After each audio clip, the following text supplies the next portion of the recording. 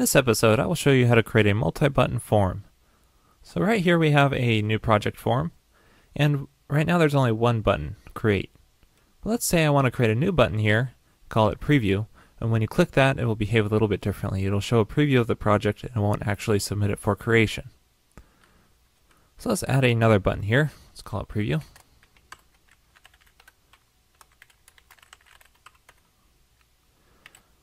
So now we got this preview button. Now notice when you create a button, click the create button, well, for one thing I get this validation error, but also take a look at our development log and you can see what parameters are being passed when you click the button. Notice it passes the button as a parameter to the create action. So we got commit equals create. If we hit preview, we get commit equals preview. So it passes the parameter of the button with this that was clicked. We can also give it a different name so that it's a little more descriptive.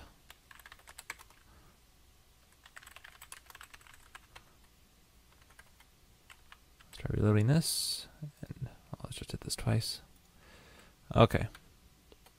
So now you can see that the preview button was the one that was clicked, and not the commit equals create button. So we can use this to detect which button was clicked in the controller.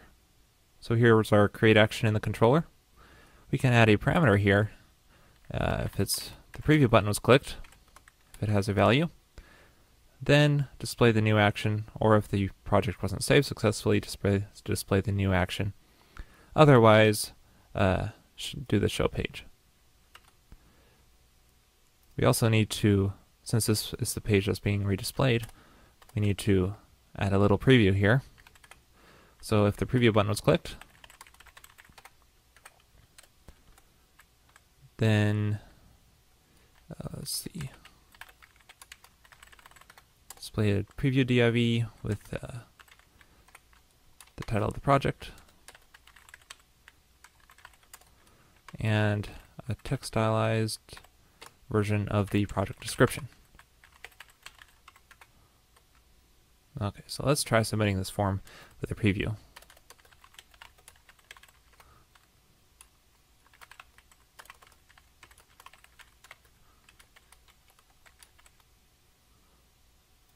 Hit a preview, and we get this nice little preview up here.